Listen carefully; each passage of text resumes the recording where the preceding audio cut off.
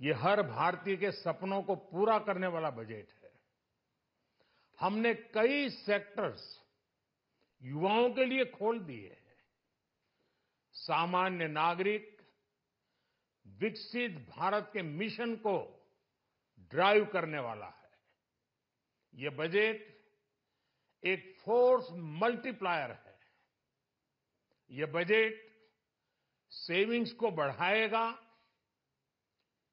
Investment को बढ़ाएगा, consumption को बढ़ाएगा और ग्रोथ को भी तेजी से बढ़ाएगा। बस ऐसे रखो और जैसे मैडम आ जाएगा हम भूल जाएंगे खाली क्या करना बैटरी बचा के आप और भी है।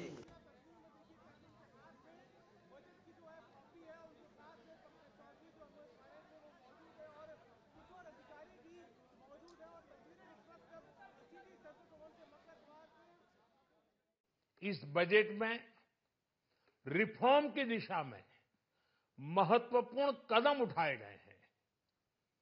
न्यूक्लियर एनर्जी में प्राइवेट सेक्टर को बढ़ावा देने का निर्णय बहुत ही ऐतिहासिक है। ये आने वाले समय में सिविल न्यूक्लियर एनर्जी का बड़ा योगदान देश के विकास में सुनिश्चित करेगा। बजट में रोजगार के सभी क्षेत्रों को हर प्रकार से प्राथमिकता दी गई है। This budget aims to initiate transformative reforms across 6 domains. The domains are taxation, power sector, urban development, mining, financial sector and regulatory reforms. Budget में किसानों के लिए जो घोषणा हुई है वो कृषि क्षेत्र और समूची ग्रामीण अर्थव्यवस्था में नई क्रांति का आधार बनेगी।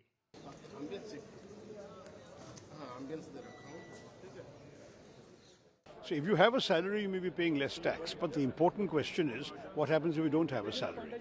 Where is the income going to come from for you to benefit from income tax relief?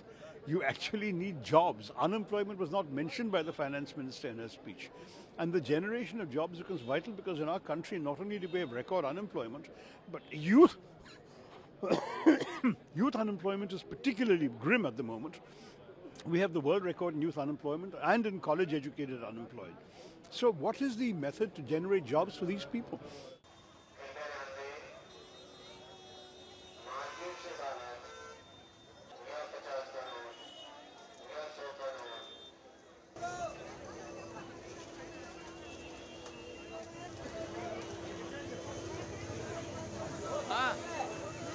बारह लाख तक के टैक्स की जो रियायत दी गई है वो तो जरूर स्वागत आ रही है, क्योंकि जीने का जो जीवन मान का जो वैल्यू है वो आजकल बढ़ गया है। कोई भी आदमी अगर थोड़ा भी अच्छे इसमें मिडिल क्लास में जो रहता है उसका हर मंथ का जो एक्सपेंसेस है इट इज़ मोर देन 70,000।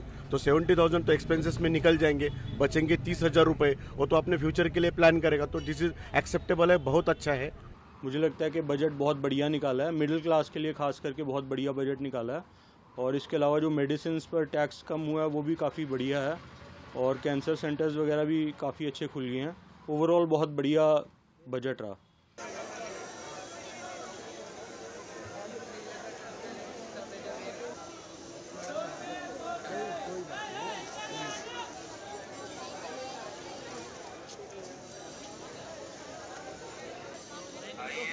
आइए 100 रुपए में ले जाइए, 100 रुपए में देखते रहो, लूटते रहो।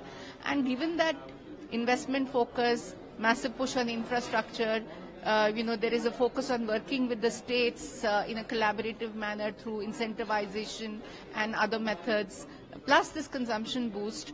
All of that together augurs very well for private investment, and I think that's what is lacking in the government. So once that comes in, we will see the growth getting massive boost going forward.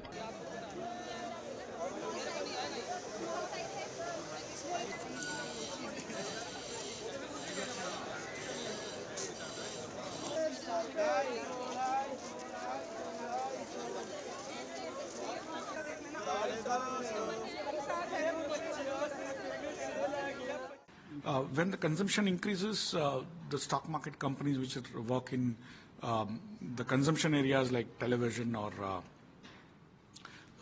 two-wheelers or four-wheelers or soaps or shampoos, all of them get their products more uptake, and that's where their profitability goes up. The other side, if they don't spend money but they invest money into the stock markets, again, that also helps the markets go up. So whichever way you look at, this is a welcome move for the stock markets.